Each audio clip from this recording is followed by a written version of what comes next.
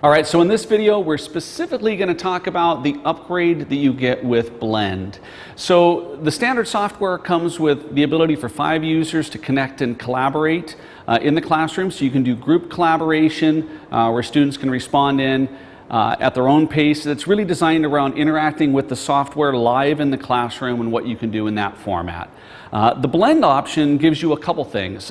First, it upgrades your live collaboration so that you can have 40 students, up to 40 students connected at any given time within the classroom. So you get that full interactive assessment platform in the classroom. The other thing you get is you get access to all of the premium standards aligned lessons, so you can access a lot more content in the online site and for use in local software and online than you could with just the standard software by itself.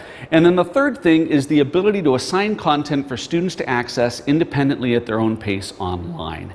And so that's the piece that we're going to really talk about right here. We're going to go within our lessons section to the online courses tab. And these 3 buttons right here really give you access to the different sections within the Blend site.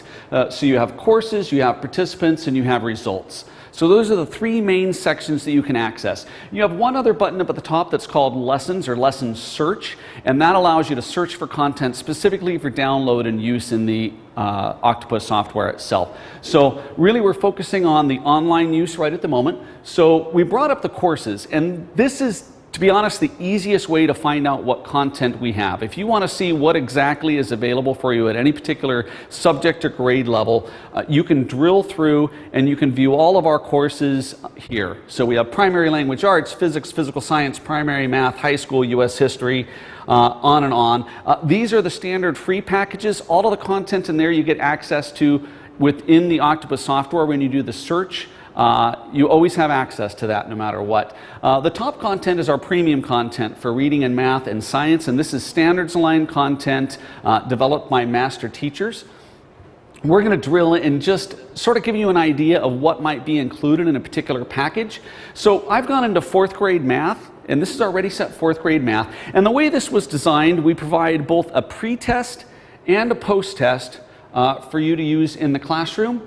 To judge how well your students might perform on their state assessment. And obviously the idea of this is it's much better to have a diagnostic to go on the doctor for a checkup than to get an autopsy report after it's too late. So we like to use this as a way to assess, at the beginning of the school year, we're going to give them the pre-test, maybe find out what they already know, what I could breeze past as a whole class. Maybe I even draw back into the prior year's course content to give them a pre or post test to find out what they might have to catch up on from the prior year. And of course, I'm going to use that data from that pre or post test to drive how I spend my time in the classroom focusing on specific learning objectives. It's all organized by topic, so if I drill in here after I've done the pre-test, I can find my content under number system, and these are all of the different activities within number system for the 4th grade specific to California. So I'm logged in as a California teacher, so I'm going to get access to all of those activities. Operations, again, more topics that I can access.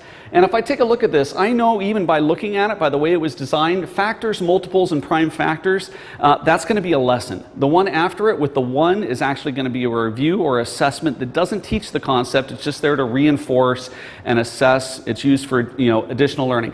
All of this content can be used live within your Oktopus software as well if you search and download it. But right here, we have the ability to assign it for individual student use. So I'm going to tap on one of these options. I get a few different options. I can start a presentation. Truly, that's not going to start a presentation. What that is it just lets me see what it would look like in the student view. So as the students were going to access this, they're going to see it in their own individual player and be able to step through and answer questions and get instant right-wrong feedback as they navigate through an activity.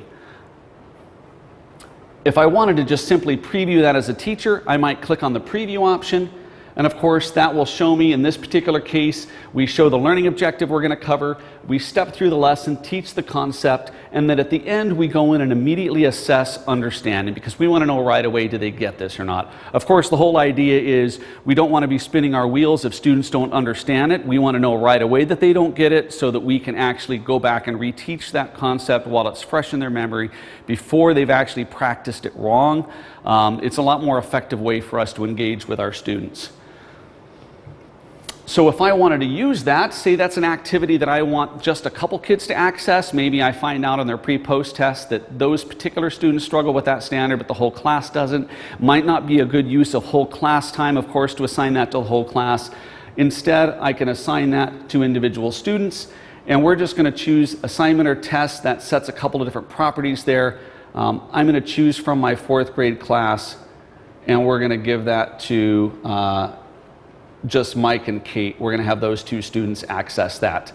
If I wanted to, I can go in and set a specific start date, set an expiration date. They only have so long to complete it. I could set a time limit, a % for mastery. If they don't master it, are they going to have to retake it? So there's a lot of different options that I could set up within the software. I can even have it send them an email link so that they know ahead of time, hey, click this link to access this content in the site. So if they know to go to the site on a daily basis, I won't need to send that email link, but it is an option that I have for them there. So if I click assign, then those students actually have access to that. And I can put that on the calendar. There's 2 different ways I can assign content. I can assign, whole activities or whole topics at a time just by dragging them or clicking on them and choosing assign. But I've got an option down here. I can say access anytime, or I can drag it to the calendar as well. I can click on an activity and I could drag it over to the calendar and assign a due date that way, or I could drag it on to access anytime, or I can click assign. And again, I can say due date none, or I can choose a particular due date. So there's 2 different ways that I can set that up for access. I can set it up as an assignment or a test. If I set it up as a test, it's simply not going to give you the right-wrong feedback, but it will let you go back and review your answers ahead of time. So it works more like a traditional test versus an assignment. We're going to give you the right-wrong feedback and immediately reteach that concept for you, step through the answer series. So those are sort of the different ways that you can assign content to your classes. And again, up at the top, really pretty simple navigation. I have my class rosters, and in one of the prior videos we talked about how you can build a class roster or create something, but really it's simple. I click create and I can upload a class roster from a CSV file, or I can click to manually create the class roster and type in the names and the data. Normally you're not going to do that because normally you already have the class roster existing someplace. And then in the results section, we can search for our results files. And I could search by title. So if I knew that I was looking for something that's a pre-test, I might type in the word pre, so we can find my pre-test there, and I can bring up that data. View whole class data, multiple classes access it. I'll see multiple classes. I can see my average class score. I can drill into individual student performance. And again, I have answer distribution reports, detailed summary reports, whatnot. I can drill into individual students, see how they've performed, view the thumbnail view of how they've performed, and I can even export the data out. So if I click export, it's going to generate a result file that you can use in the local software as well for all the reporting types we have there. So that's pretty much the Blend site from the teacher standpoint. The whole idea, of course, is that I can assign content for use anywhere. So now if I want to assign them a lesson where they access it ahead of time, we free up our classroom time for interactive discussions where they come to the board, or we do the collaborative session, specifically targeting those areas where my students were struggling.